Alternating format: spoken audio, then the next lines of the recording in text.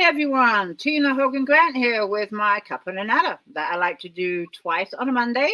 I like to bring authors into my home. We talk about books, writing, life as an author, and whatever comes to mind. And tonight I have best-selling author. I want to make sure I say that.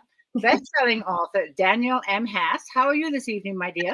Good. How are you? I am good. I'm so excited to talk to you. Before we get started, if you could just give us a little background to yourself, whatever you feel comfortable sharing with the rest of the world. Okay. Well, hi. First of all, thank you for having me. I'm so excited to get on and just talk all things books and writing and everything else.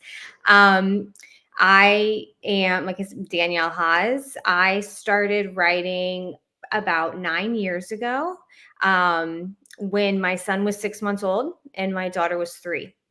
And I was a stay-at-home mom, and I always loved to write. I took a lot of writing courses in college, and then I got married and had my kids and kind of stopped writing a little bit. And when they got about 6 months and 3, I decided I wanted to do something for myself, and I was just going to sit down and start writing and just see what happened. And I figured it'd be a fun little hobby, and we would just kind of just something I could do while they were taking naps, or, I had a free minute, and it's kind of taken on a life of its own over the last 9 years. So Sounds like you're doing extremely well. My first question, top of my head, you have a 3-month-old, and I'm sorry, how old was your other child? 6 months old and 3 years old. And you decided to write a book.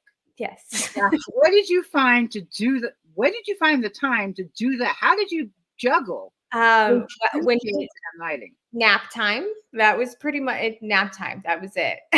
And then it turned into a really cool thing, because when my son would nap and then my daughter would sit at my kitchen table with me, and we'd buy these little books, these little blank books for her. And so she would sit down and she would write books with mommy.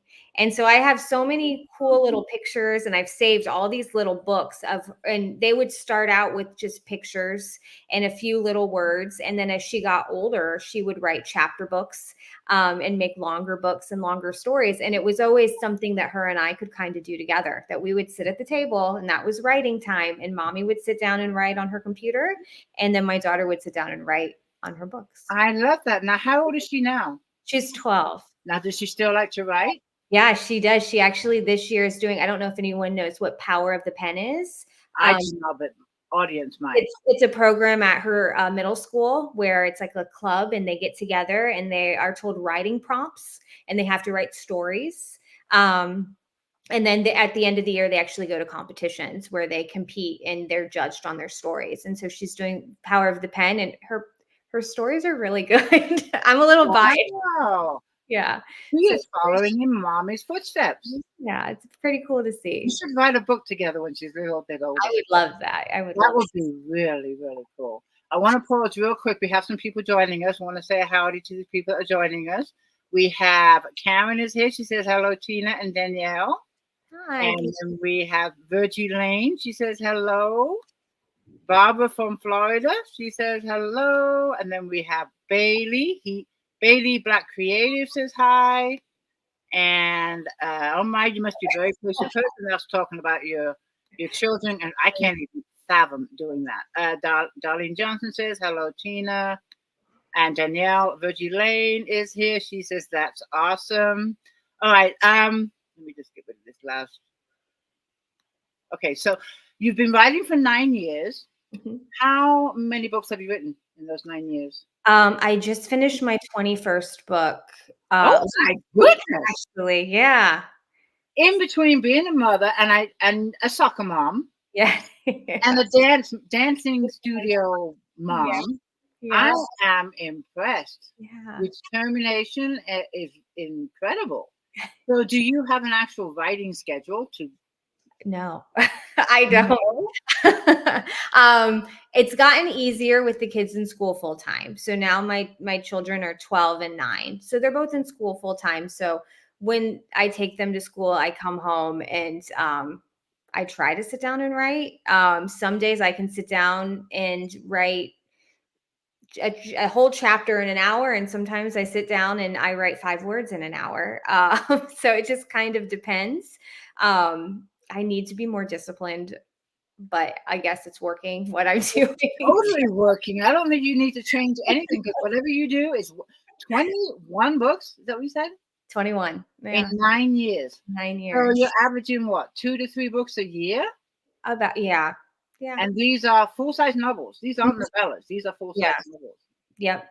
Yep. I have Very good. 21 books and then one novella and one that I co-wrote. I co-wrote with another author. So that was cool. I am impressed. My first book was published in 2018. Okay. That was 6 years ago, almost 6 years ago. Yeah. And I just released book number 16. So Oh my gosh. I'm inspired by you. And I have no kids at home. At home. No. I feel like I see you having releases all the time.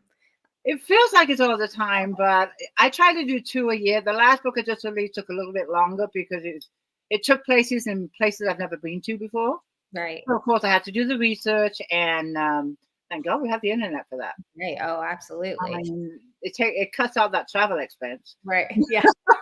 Sometimes it's nice to have that like excuse, like, sorry, honey, we need to, go to Scotland because I'm doing some book research, right? But no, congratulations on your success, and you are a best-selling author. Mm-hmm. So how many books hit the bestsellers list? I've hit on Amazon, the bestsellers, and I've had 3. My last 3 releases all hit on the bestseller list. Congratulations! You'll be so proud, and I'm sure your husband is too. Yeah, he really is. He's super supportive, super supportive. Aww. I want to just pop up a few more names that have joined us. We both know this lady. I want to give her a shout out. Elaine is here. Hey, hi, Elaine. And I want to thank Elaine for connecting us. She is brilliant when it comes to supporting authors. We all love her. And she had told Danielle about my A Cuppa A Natter show, and Danielle reached out to me. So Elaine connected us. So I wanted to give her a shout out. She praises you. She loves your books. And just want to give her a shout out. Again, I'm talking with Danielle Haas. If you have any questions for Danielle, go ahead and put them in the comments. And again, I will get to as many as I can. Carol is here. She says hello. And then regarding the number of books you've written, Karen says very impressive. And Virgie also says 21 books. Amazing. Kathy is here. She says hello. Janelle says, wish I could stay on, but I'm at work. Thank you for popping in, Janelle. That's okay. Darlene Johnson says that is amazing. 1 second. I saw one down here. That's impressive, Danielle. Congratulations. Thank you. Okay. The book on the graphic is called Jenna's Threatened Sanctuary. Yes. Do you have that book close by? I that one I do not have. Okay. That's okay. Because, that one comes out October 17th. Oh, well, there's a good reason why. It's not quite yet, but it's part of this series. And so I do have the other books in the series. Okay, perfect. I made sure to bring so I could show you the covers for those. So these are the 3 that are in the series right now. So there's book 1, 2, and 3. And what genre are these? These are romantic suspense. Okay, now when you say it's a series, does each book connect? Like you have to read them in order, and do the characters continue on through the book? So each book you don't necessarily have to read the series in order to read each book. They all stand alone. Okay. On their own. Each one has their own unique couple, their own unique story, their own happily ever after, but it all is part of a community. This series, specifically, they're all connected to a women's shelter. Some of the women have escaped abusive situations. Some of the women volunteer at the shelter, but they're all connected some way through the women's shelter. So you still get to kind of see the characters throughout the other books, where they're at, where, kind of where they've been, how they're doing, things like that. I love that. I've never heard of a romantic suspense setting in a shelter. That is really unique. What inspired you to have that kind of setting? I when I was trying to think of a new series, because I was talking with friends, I was at a retreat, When it was just me and a couple of my other writer friends, and we were kind of discussing on really honing in on something that would be a little different, something that I haven't seen before, and something that would just kind of mean something to me. Something that I feel like I could get by, that would have a bigger message than just the book itself, if that makes sense. Just Just a lot of itself. And I really liked the idea of having a woman. I already knew who my character was. I knew her backstory. I knew her strength. And I liked the idea of her using what she'd been through and in building something to help other women and other children who found themselves in a similar situation. Because in Laura's book, she has a hard time, and it's a struggle to leave her situation, but she has such a strong community behind her, of support, of family, of friends. And she kind of comes to a realization that this is hard for her with support. But what about the women out there who don't have this support? How are they able to get out of this situation? And so I liked the idea of using this tragic backstory for her and using it to shed light on a serious subject, on a subject that I think a lot of women relate to, and they can see how she's able to use that to help others. What a strong message. Yeah. And I think also you're giving women that are in that situation hope. Yeah, I hope so. Yeah. I mean, I was in that situation. I wrote a book about it. It was my debut, Becca's Beginnings, this one behind me. And it's based on my life. And I was in an abusive relationship. And I wrote it not only for therapy. Mm-hmm. I didn't realize at the time how therapeutic it would be. Right. But I wanted to reach other women to say, look, you don't have to settle. Right. You can make a change. And I love the fact that you're doing this as a romantic suspense. It just gives women hope that, the grass can be greener on the other side. So, right. And I think too, there's so many, as women, we go through so many situations where we almost feel as though we can't discuss them, or we have to keep them in the dark and just shove it away and not talk about it. And I think that the more we are able to discuss it, the more we are able to talk about it, the more we realize there are other women who are here to lend a hand if we need it, Yeah, that's very well said. And that is absolutely true. People of fear. I mean, when you look at a situation like that, a lot of women that make those kind of choices are ashamed. Mm-hmm. Even though they're the victims. Yes, they tend to carry all this guilt that, why did I let this happen? Why did I choose this person, or whatever the situation is?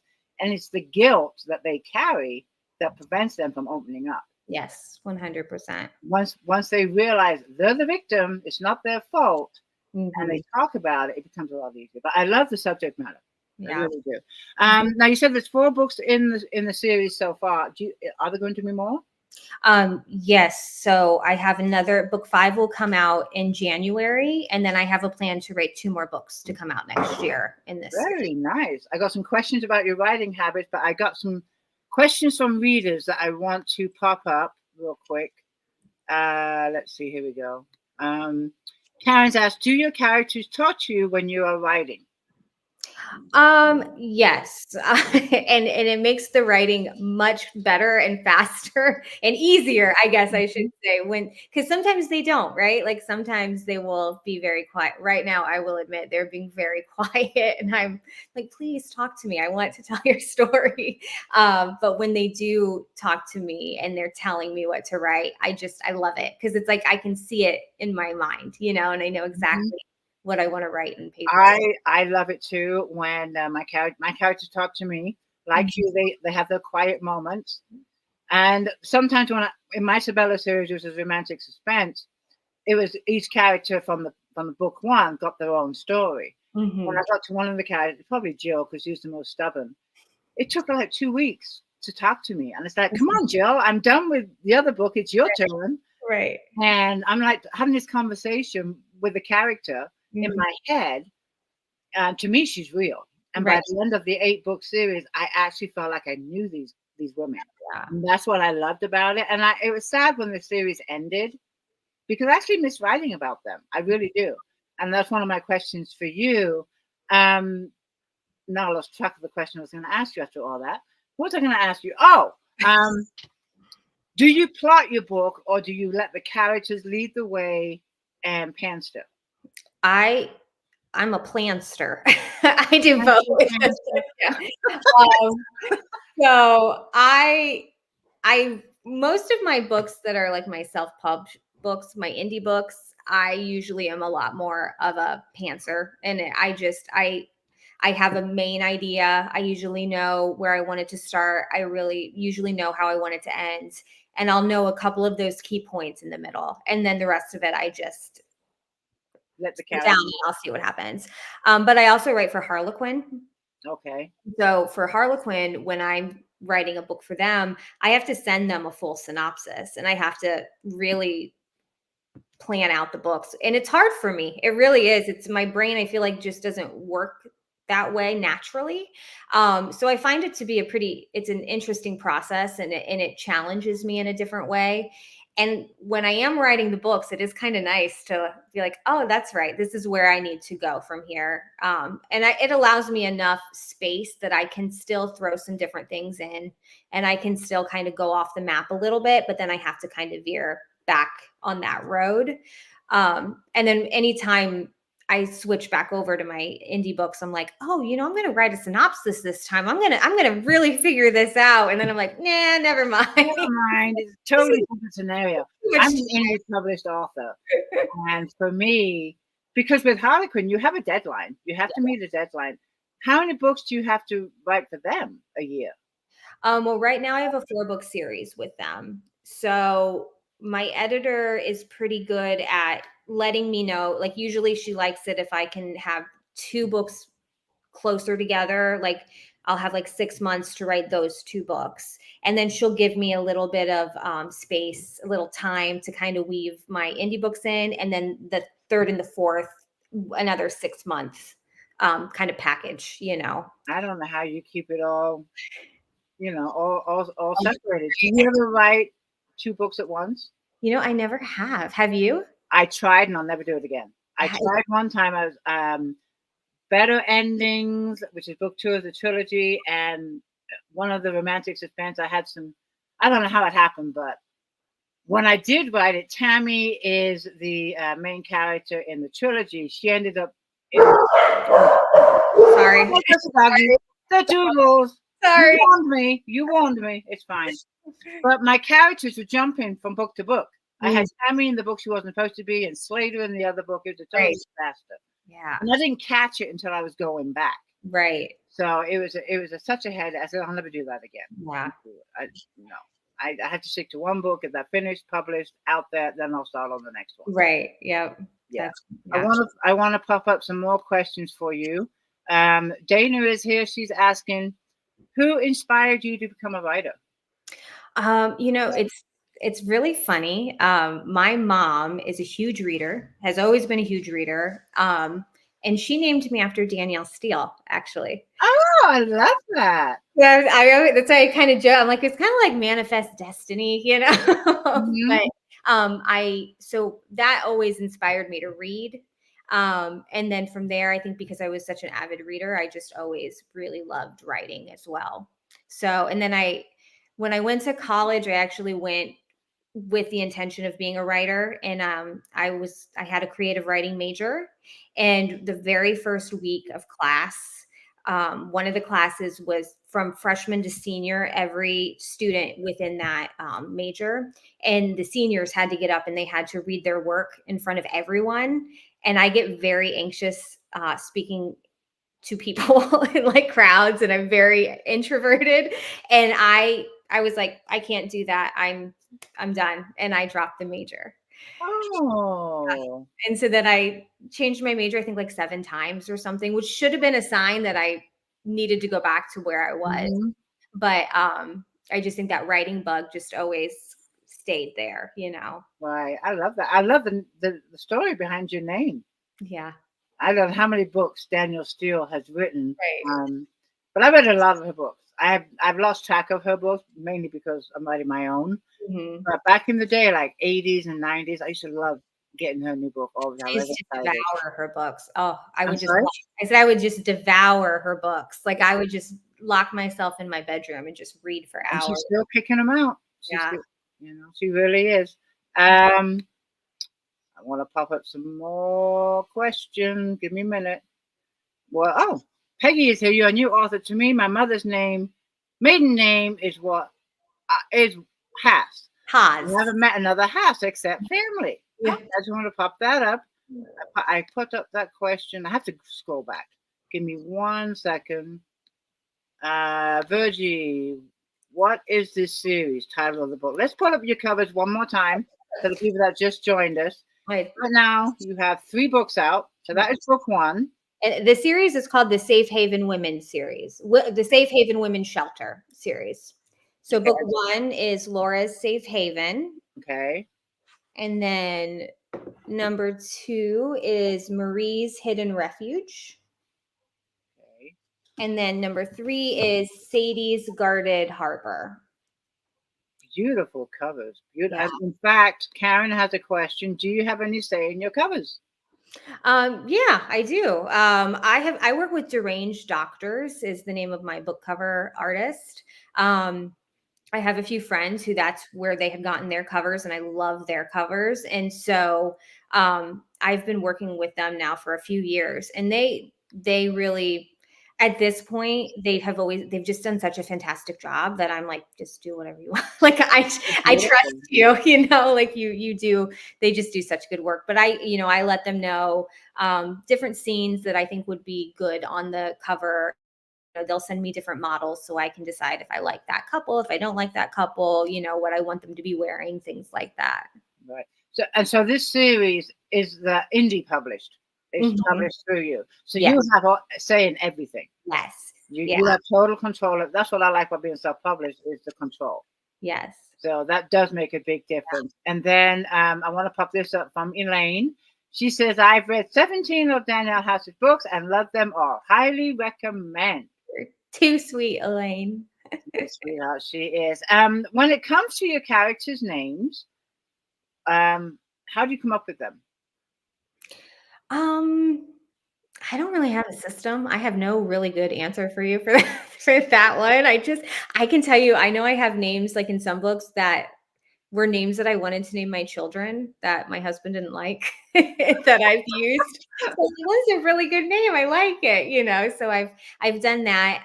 I think the book where the names mean the most to me is actually for Marie's book, the Marie's Hidden Refuge, because my husband's grandfather inspired that whole story.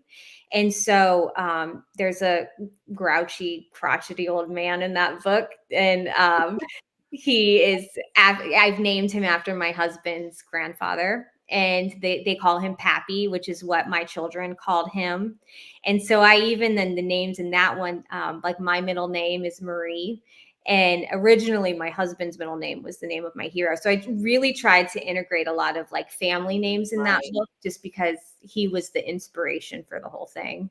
Okay, so you've written 21 books. That's a lot of characters that you have to name. Yeah. Do you keep track of the names you've used so you don't repeat? Or does it matter if you do repeat?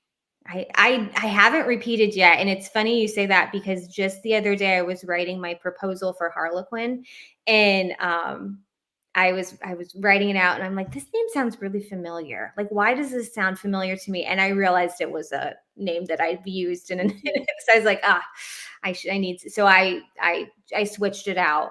But I do need to keep track. I put them on a spreadsheet. I put them on a spreadsheet. And I have in alphabetical order the names I've used and then the book that it's in. That's a really smart idea. Because I, like you, I'm not at 21 yet, but I've written 16 books. And when I got to like book 4 of the Sabella series, I'm like, have I used that name before?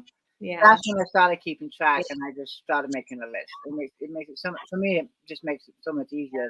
I feel comfortable. I haven't used that name before. Right. Well, I know I have like a Lauren in one book, and then I did a giveaway on my my Facebook group, and so the person who won, I was like, I will make your name, That's cool. my heroine's name, in my next book, and it was Laura. So I do have a Lauren and a Laura, but I think that's as close as what they've That's close. done. Since she's the winner, you gotta use it. Right, So right. let's do book 4, Jenna's Threatened Sanctuary. You said it comes out when? October 17th. So Oh, just it's on pre-order right now. it is on pre-order right now. Yeah. Oh, and how much is that? $4.99. And that's for the ebook. Mm-hmm. Can you just give us a little background about what the book's about without obviously giving too much away? Yeah. So Jenna's book is, so like I said, all of my women are they are connected to the women's shelter. So Jenna is actually a doctor, and so she volunteers and does medical work for the shelter. And the other thing about the series is that all of my my female main characters are all single mothers of some form. And so with Jenna, she adopted her sister's child as soon as he was born, because she had some issues and couldn't take care of him. So at the very beginning of the book, the sister comes back and she wants to try to take the baby away. And then the sister ends up dead. So, and then because they had an argument that a lot of people overheard, Jenna is now a suspect of her sister's murder. And the only person she trusts to help her is the man whose heart she broke years ago. And he is a local private investigator.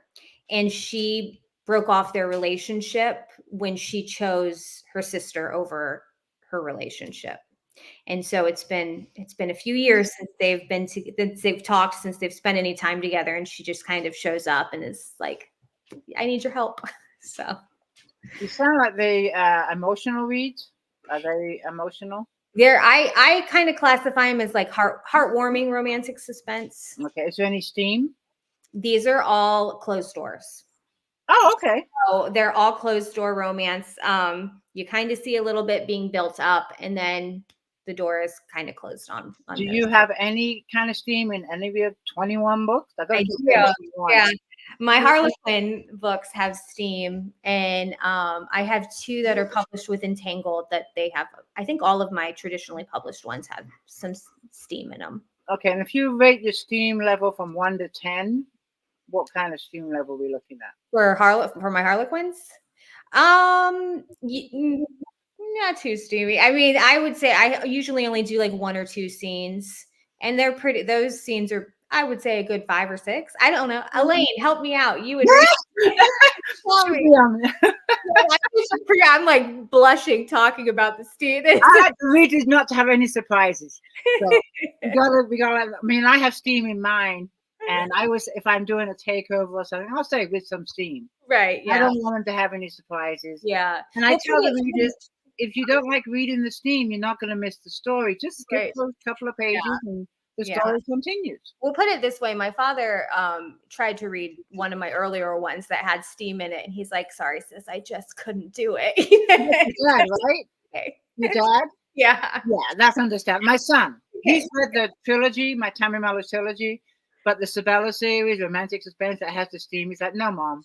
Right. You're my mom. No. Right. That makes sense. And that's going to be one of my questions too. Has your family read your books? Oh, so my husband has read a couple of them. He's not a big reader, but he's read a couple. My father-in-law, he reads every single one, and I think it's adorable. He buys 2 copies, 2 paperbacks of each book, one to read and one to keep on a shelf that he doesn't let anyone. Wow, that is great support. Yeah. And then my mom actually, so my process when I'm writing a book, I have 2 critique partners. And so I send my chapters to my critique partners. They send me a chapter back. I do my edits. I make whatever changes need to be made. And then I read it out loud to my mom.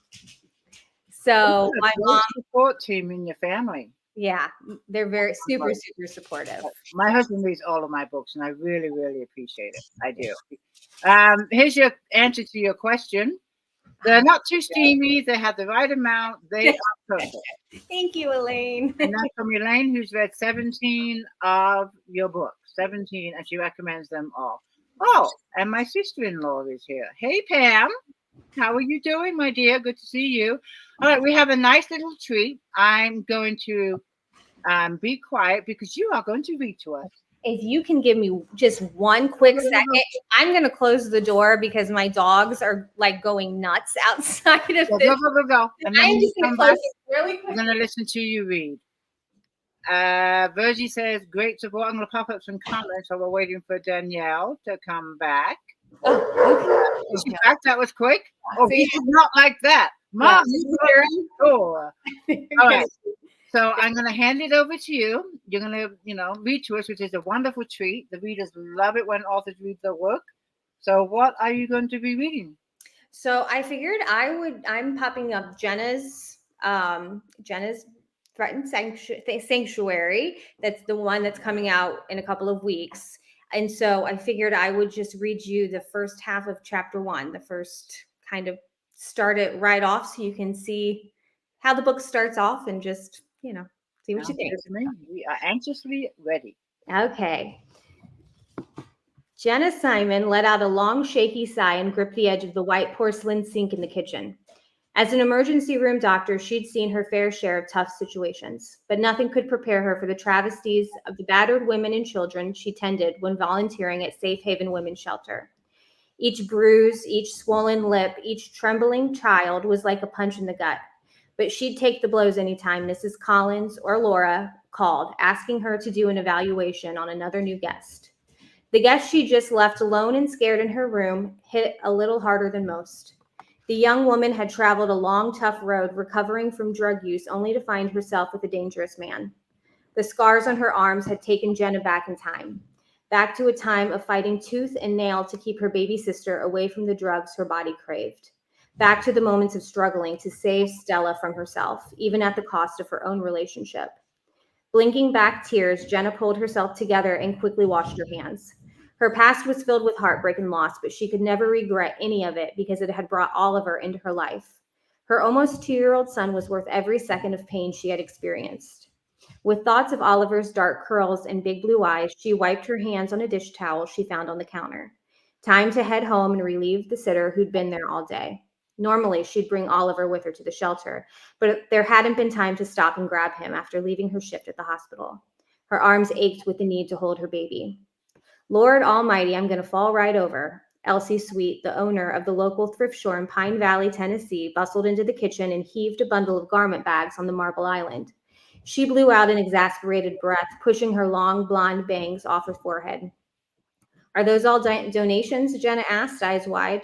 Yep, ever since I sent out a donation box at the shop, I've been up to my pretty little neck in clothes I need to mend, hem, and patch. The back room Mrs. Collins set aside for clothing is going to run out of space. I'm going to ask if I can bring in more racks to organize things. Mrs. Collins will happily jump on anything that's going to make her life easier, Jenna said. Mrs. Collins had lived in the old Victorian house for years, generously using a part of the home as a food pantry for the community. After Laura Metcalf had suggested transforming the home into a women's shelter, the two women had worked tirelessly to provide a place for women and children in need, as well as welcoming countless volunteers to share their talents and time in whatever way possible. Jenna had signed on right away as a medical professional, helping to care for the individuals she met at Safe Haven Women's Shelter, however she could. Making friends with the other selfless volunteers was icing on the very rewarding and often difficult cake. Hello? A faint greeting flitted into the kitchen from the front of the house. Elsie cocked her head to the side and her hair spilled over one slender shoulder. Is someone here? A few beats of silence passed. Jenna stilled, waiting to hear the voice again. Hello, is anyone here? Should we go out to the foyer? Elsie asked. I don't know what I'm supposed to say. I only take the women when looking for something, talk to the woman when looking for something to wear. I don't want to do the wrong thing. Jenna squeezed Elsie's shoulder. I'll go. You stay here and figure out where to put these clothes. Mrs. Collins is a sweetheart, but she hates a messy kitchen. She left Elsie and her snorted laugh behind as she pushed open the swinging door to the foyer. She wasn't usually the one to greet women who ventured into the shelter, but she had plenty of experience on how to handle people who were scared and desperate. A woman with shoulder-length hair stood with her back to Jenna, arms wrapped around her waist. "Hi," Jenna said. "Can I help you?" The woman spun around and Jenna's heart crashed at her feet. "Stella?" Her younger sister stared back at her with a tiny smirk on her full lips. Staring at her dark hair and eyes was like staring into a mirror, like staring at Oliver. Ice froze Jenna's blood as excitement at seeing her sister after so long collided with the fear of what she had brought her to the shelter. Stella dropped her arms to her sides. "You don't look happy to see me, sis."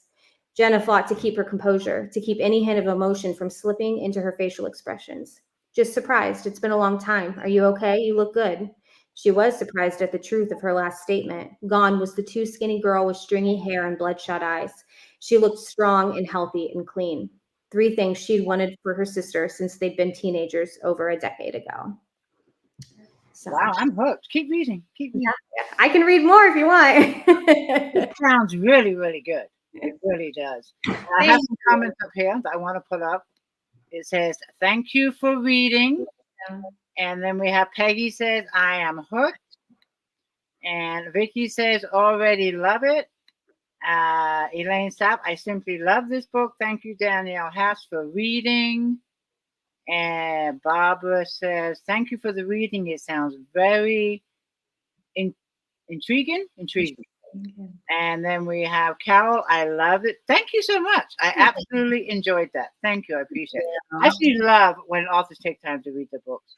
I meant when I was listening, it takes place in Tennessee. Mm-hmm. Now, where are you located in the States? I am in Ohio. I live in Northeast Ohio. So how do you come up with the locations for your books?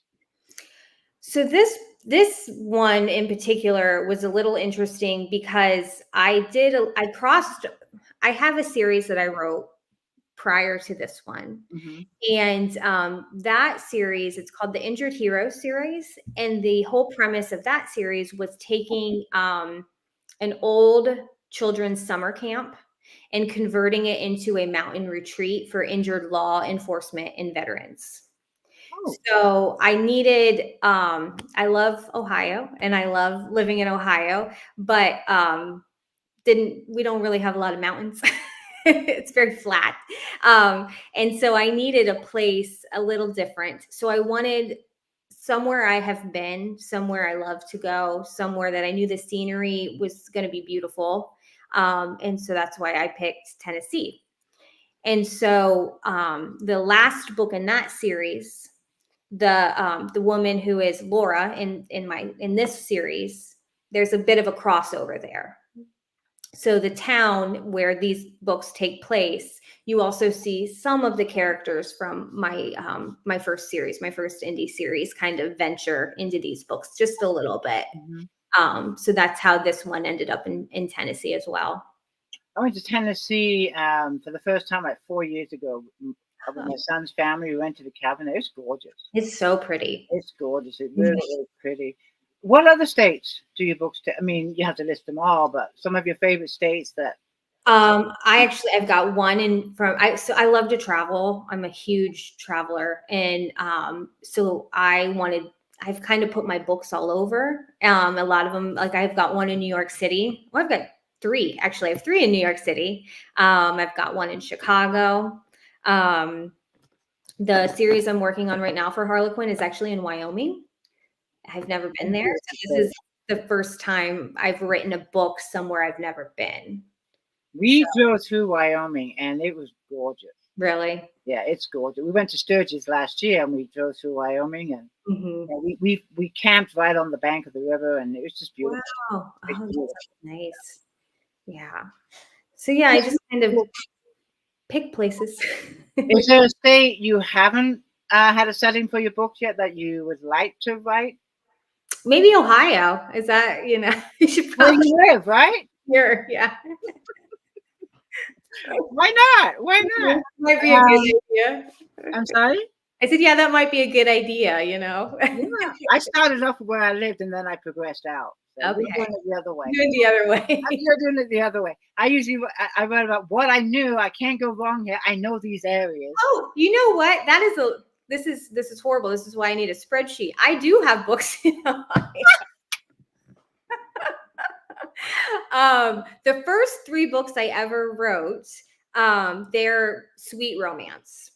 And they took place in Northwest Ohio. Ah, And it was and that's where I'm from the other side of the state originally. And so it took place in a small town in Northwest Ohio. So I did start with the write what you know thing. but that was 9 years ago, so I can see how you would forget. I've had a lot going on. Yeah. And then I did see a question earlier on. It would take me a while to scroll back. I'm not sure who asked it, and I apologize for not popping it up. But a reader did ask, "Do you have a favorite place to write?" Favorite place to write? It just kind of depends on how I'm feeling. I write in my office. Like right now I'm in my office. And so I'll write here a lot. I have found though, like when I need to be very serious, when I need to like buckle down and I'm like, I need to just make myself write, I sit at my kitchen counter, like at my island in my kitchen. It's something about it being, I think probably because it's not as comfortable, it's like a hard stool and like it's colder and it's just not as cozy. So I'll write in there a lot. I'll write in my bed like at night, like sometimes if I'm just like, I don't like, and it's probably because I have 2 children and dogs and cats and lizards and everything else. I don't like it really quiet. So if it's too quiet, I find my mind will drift. And then I can't listen to music because a lot of people will say, well, what do you listen to music? I can't listen to music because then I get distracted and I just want to sing along to my radio. So you just like the normal sounds of a household? I like to have my television on and I will put it on very quiet and I'll put it on a television show that I've seen 1,000 times. So a lot of times I need to be sitting in a room where a TV is. So that way I can put my television. That's interesting because I have to have complete silence. Really? Yeah, I really do. I do. I get distracted too easy. Yeah. Even if I hear my dog barking, my writing session's over. Right. I go out there, see what's going on, and there goes my creativity. It's gone out the window. Yep. I need complete silence. That's very interesting. Very interesting. Back to your books. Okay. This series is romantic suspense, heartwarming romantic suspense. Most of your books are romances? Yes, they're all They're all romances? It's not. I'm telling you what, I don't even know my own books.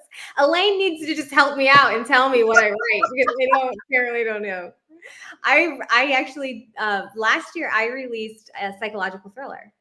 Oh, yeah. What's the title of that one? I loved it. My mom gave me the idea for that book. And what's the title? It's called Hush My Darling. And it was such an interesting thought and something so different than anything I've ever written that and honestly, that might be one of the books I've just wrote the fastest because I think maybe because it was so different and it was just so fun to write. I really enjoyed writing it. So now that is a standalone? Yeah, it's just a standalone. Do you think you'll write some more? I might. I have a couple of ideas of different ones that I would like to write when I have time. That's fun. It's always, to try new genres it's a challenge. Yeah. I think it's a challenge. Is there a genre that you won't even try or attempt to write? Probably like horror. I don't think I would ever write it. I don't read horror. Nothing against the authors that write that, but for me, reading has to be enjoyable. Yeah. And for me, horror, I would just be up all night. Yeah, that's the same. I get really scared. And my mom actually jokes because she's like, you were always my scaredest kid. And I could never write or I could never watch anything scary or read anything scary. So even like the suspenseful elements of my books, she's surprised that I write. But I feel like with romantic suspense, it's all things that I'm figuring out. If this were to happen, this is how I can fix the problem, But with like a horror book, I just feel like I don't think I could. Yeah, I can't do horror in books and TV. I want to go to sleep comfortably. Right. Not on my face, not looking over my shoulder. Right. Okay, 21 books. I still have fathom that in my head. 21 books, mainly romances, suspense romance, and then you have the psychological thriller. With the romance books, how many are I'm not sure, but if you can answer this, but how many are a series and how many are standalones? with your 21 books?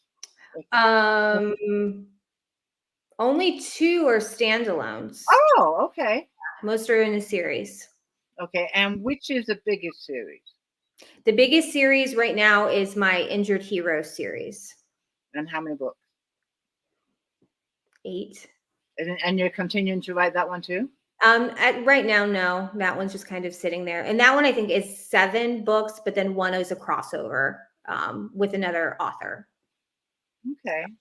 You are one busy lady, a mom, writing all these books. Harlequin Romance. Harlequin Romance is a publisher that publishes your books. Mm-hmm. Can you just tell us a little about your journey getting published through Harlequin Romance, how that came about, and how long have you been with them? I think I signed my first contract with Harlequin in 2019. Oh, okay. So not super long. Sorry. It's the Whoodle. I'm telling you, the Whoodle is the one you got to watch out for. But I did have an agent at the time. But I went to RWA, Romance Writers of America. I went to their annual conference. And I met Patience Bloom, who was at that time was the senior editor of the Romantic Suspense line. And I went up and I just met her and I kind of pitched her my book very quickly. And she gave me her business card and said, email this to me and I'll read it. And so then I gave her information over to my agent and my agent sent everything over. Nice. Well, congratulations. Oh, I got that contract. Yeah. Nice. And you have a 4-book contract with them right now? Yes, 4 books. Do you still have an agent or no? No, You don't have an agent no more? Okay. No. I want to pop up some more questions. Vicky is asking, how long does it take to write a book? In your case, not very long, but go ahead and answer. About 2.5 months for me. Wow, and that's the first draft. Yeah. And I don't really that's all I do is that bad. And because I think, like I mentioned earlier, I have 2 critique partners. So my editing process, I'm constantly reworking those chapters as I'm continuing on writing with the book. So by the time my chapters are done into that first draft, it's already a really clean draft. Thanks in part to my 2 fantastic critique partners. So it works like that. I have to just keep writing, and Mm-hmm. I do not go back and read any of it until I'm done. Really? Oh, that's for me, I just know how I am. This is me. If I go back and I start going through chapter 1, Mm-hmm. I would spend another week Right. editing it, changing things around. And before I know it, I've got a different story. Right. That's just me. Yeah. So it takes me about 5 to 6 months to write my first draft, sometimes a little longer. Okay. When I go back and read chapter 1, I haven't read that in 5 to 6 months. Right. I wish I could do what you do. It seems like it's a lot quicker. Yeah, it doesn't mean it's better though, It seems like it's a lot quicker. Dana would like to know, what are your hobbies besides traveling? Busing my children to all of their activities. I have 2 kids and they between the 2 of them are in, like, my son plays soccer all year round. No breaks for him, by his choice, not us. That's his passion. And he plays piano. My daughter is in dance and does voice lessons and is in musicals and is in Power the Pen. So she's very, very busy. So for us, especially in the evenings, like I had told Tina right when I got on 10 minutes before our live, I was like, I just got back from soccer practice. Like I made it, so we're pretty jam-packed during the week, in evenings, between getting the kids to their activities, coming home, getting them to bed, and then on the weekends we have soccer as well. So you are one busy lady. The whole family is busy. Yeah. It sounds like, but it sounds like a fantastic family, great support. Yeah. What authors have inspired you? when it comes to your writing? You write romance. Do you read romance also? Do you read Yeah. what you write? I read mostly romance, yeah. And I hate to say, I always feel so bad when I get asked this question because I don't read as much as I wish that I could. You know, Yeah, I mean, I know. it's really hard. But I love Nora Roberts. I've always loved Nora Roberts. I love like Debbie May Comer. I really like her. I love Robin Carr. I love the only non-romance books that I really read are Nora Roberts, her J.D. Robb series, her In Death series. I love that. But it's mostly romance when I get a chance to read. Yeah, well, Debbie McComber, I got into her books with Cedar Cove series. Yeah. That's what got me into her books. Yeah. That series. I was able to meet her. She came to Canton, to our library system, and it was on Valentine's Day. And one of my good friends and I, we went together, we took our books, and she was signed my book. And my friend said to her, she said, "Oh, my friend's a romance writer. She goes, one day her books are going to sit on my shelf next to yours." And she was so sweet about it. She's like, "That's wonderful." And she was asking me questions, and she was very, very encouraging. And then about 6 months later was when I got my first writing contract. And so just on a whim, I sent Debbie May Comer an email. And I said, "You're probably not going to remember me, but I met you and I just got my first writing contract." She sent me a card in the mail to congratulate me. Oh my goodness. She sent me a picture that her daughter took of her and I together because her daughter was with her, and her daughter goes, "Oh," and she told her daughter, she said, "Mom, you have to get a picture of her so you can say you met her before she made it big." And so then I have a picture of Debbie Macomber in my What treasures. Isn't that amazing? Next she's going to be asking you to write a book with her. Right. Oh, Debbie, I will write a book with you. There you go. There you go. Karen's asking, wait, here we go. Have you read the Josie Quinn series by Lisa Reagan? I have not. No. I have not either, but this is a big series. I think it's at 23 books right now, or 20. Wow. It's in the 20s. And it gets some great, I think it's, correct me if I'm wrong, because I have not read these books, but I believe they're thrillers. Murder mysteries, thrillers, a detective. But yeah, there's a books that are on my TBR list too. I love a big series like that. And I think that's why I write a lot of series, is because I enjoy revisiting all those characters. I've asked my readers this before. I'm going to ask you the same question. You say you like a big series. When you say that, how many books do you think is enough for a series? I think it depends on the series. I think if you have enough ideas to keep your stories fresh, and you have enough character development to keep your characters interesting, I think it can go on forever. But I think that sometimes it can get a little repetitive. And so if you get to that point, and I think it's time to say goodbye. That's why I ended one of my series at 8 books. Because after that, it was like, okay, I could continue, but they've already done this, they've already done that, they've already been here. Right. So that's when I decided to end it. And a reason I asked that is James Patterson has the Alex Cross series, and I was really into the Alex Cross series. But then it just like kept going and going and going. I personally could not keep up. Right. With him kicking out these books. It's great. It's fantastic that he's doing all these books. But I got so far behind that I thought, my God, it's going to take me 5 years to catch up in this series. And I ended up not continuing with the series. He is still kicking out Alex Cross books. I don't know how many are in the series now. Wow. Maybe one day when I'm not writing, when that is, I might be able to catch up, but by then he'll have 50 more books in the series. Your stack's going to be huge. Yeah. So, I just kind of wonder, and I think every reader's different. Some readers want it to keep going. But it's something I always like to ask the author. Well, I think like the J.D. Robb, the In Death series, there's like 50 some of those. And I still, when I travel, I catch up on her books. But I've read all of them, and I get so excited to read them all. You write a 50-book series, you definitely have to keep a spreadsheet on names and places and locations and habits and everything about the characters. Now, how does she like her coffee? How does she like, what kind of car does this character drive? Yeah, you need a spreadsheet. Because I do that with my books. I have a spreadsheet with the characters, And then across the top, what kind of car they drive, what their favorite foods are, what town they live in, any little thing that I want to repeat in the book. So, that is such a good idea. Yeah, it's so easy just to refer to the spreadsheet versus now. What chapter did that come in? And I'll read it again, So, you say you like to travel.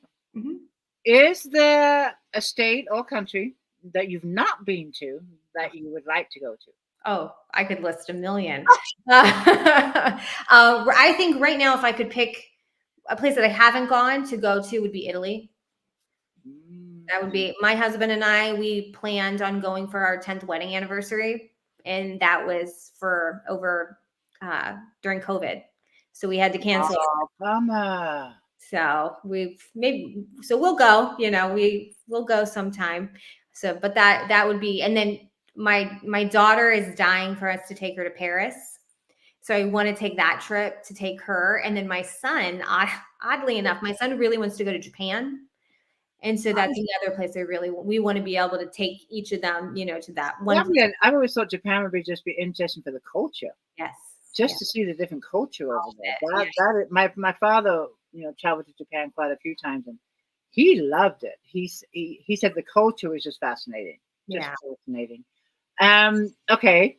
What about places you have traveled to? Do you have a favorite? I would say the two favorites would be Scotland. I love Scotland and Spain. Those are my two. Scotland's gorgeous. I'm originally from England, and we used to camp in Scotland. My dad would take us there camping, so it's beautiful. So I agree with you on that. Did you ever go to Ireland? Yes, yeah, we've been to Ireland. Is one of my favorite places. My dad was Irish. I went to Ireland, and I would say if I had to, for any reason, move, I would want to go to Ireland. Yeah, I think we didn't do Ireland. We didn't do Ireland right because we didn't go out of Dublin. Oh, okay. We were on we were there for about 10 days or something like that. And we went to Ireland first, and we only had a few days. And then we went to Scotland, and we drove up to Inverness and back down. And then we were there for a wedding. And so it's like we had a very, nice amount of time. Yeah. So Ireland, I feel like we didn't do it justice, Well, if you ever get out there again, go down Southern Ireland. It's gorgeous. Danielle, this has been an amazing chat. I have one final question for you that I ask all the authors, and it's: what advice could you give to a writer that wants to become a published author? I think my biggest piece of advice for anyone who wants to be a published author is one, be willing to learn. I think that I have seen a lot of people who, they want help, or they want guidance, or they want to just get it out there, but they don't want to listen to how they need to change what they're doing to improve themselves. I think there's a lot of people out there willing to help, who have a lot more experience than I do, who without their guidance, I never would have anything that I've accomplished. And I owe it to so many wonderful people who have been willing to just help me out of the goodness of their hearts. And I had to be willing to receive that, so always keep learning. Don't take no for an answer. You have to just keep pushing, and you need a thick skin. That's the one thing and it's okay. Like, I can't even tell you how many times I would just cry and cry. I'd sit in my shower and just cry. Aww. And then I'd get back up and I'd be like, all right, I got to keep going. Okay. Like that, it was a no here. It was a no there. This path didn't work out for me. But if I keep pushing and I keep trying and I keep improving my skills and my knowledge and I keep learning, eventually I'm going to find the right path for me. And everybody's path looks different, and that's okay. And, you just have to keep picking yourself up and keep going. My dad used to say, push forward, don't look back. Oh, I love that. Yeah. And the other thing my dad always used to say to me was, there's no such word as can't. Yes. So those are two things I live by. We do have a giveaway. Yep. And thank you so much for doing a generous giveaway. If you want to tell the readers what that is. Yeah, I would love to give away a signed copy of Laura's Safe Haven, which is the first book in my series. So book one. Book one, yes. Okay. Laura's Safe Haven. Laura's Safe Haven, yep. Okay. And you have asked me to pick a winner for you, which I would gladly do. I will announce it in the group and on my author page in a couple hours after my doggies have been fed, and give a chance for me to go through and see who joined us. I am also doing my giveaway that I do every time on this chat, and that is a $5 Amazon gift card. All you have to do to be entered in the drawing is to share this video from Facebook anywhere you'd like. Put it in your favorite groups, put it on your wall, share it with your friends, but do tag me so that I know that you shared the video, and I will also announce that along with the winner for Laura's book. Laura, I'll give you a couple of seconds to say goodnight, and thank you so much for this wonderful chat. I really, really enjoyed it. No, thank you. Thank you so much. Again, thank you, Elaine, for, making the suggestion that I contact Tina. And this has been so much fun. So it's been great to just sit and chat and get to meet everybody. And I really, really appreciate it. Like, I appreciate you taking out the time out of your day to talk to me, and appreciate everybody who, giving up your time to come and listen to listen to my rambling. We'll have to get you back on when you have some more releases. At this rate, I'll have you on 4 or 5 times a year. I'd love to have you back on in the future and catch up with you and see what's going on. Real quick, before we end, can just correct me if I'm wrong, but your books are on audio, paperback. How about Kindle or hardback, or Kindle Unlimited? Kindle Unlimited. Yeah, they're all in. My indie books are all KU. They're all Kindle Unlimited and paperback. And then my Harlequins you can buy anywhere, Apple, Kobo, and digitally, and then paperbacks online as well. Perfect. And real quick, I keep saying real quick because I could keep talking to you, but you said you had a Facebook group. What is the name of your group? It's just Danielle M Haas mystery. I think it's Mystery Writing Mama. Okay, perfect. So we can look that up. I'm not sure if we have that in the links of the graphic, but if we don't, go ahead and check out her group. Danielle, thank you so much. It's been a great chat. I've really enjoyed it. If you have time, I know you're a busy lady, but on my author page, Tina Hogan Grant, feel free to scroll through the comments and see if we missed some questions, which I know I did. Absolutely. And feel free to answer them. Yeah. Everyone that joined us, thank you so much for being here. And I will announce the winners in my group and on my author page in a couple of hours. And everyone have a good night. Good night, everybody. Bye.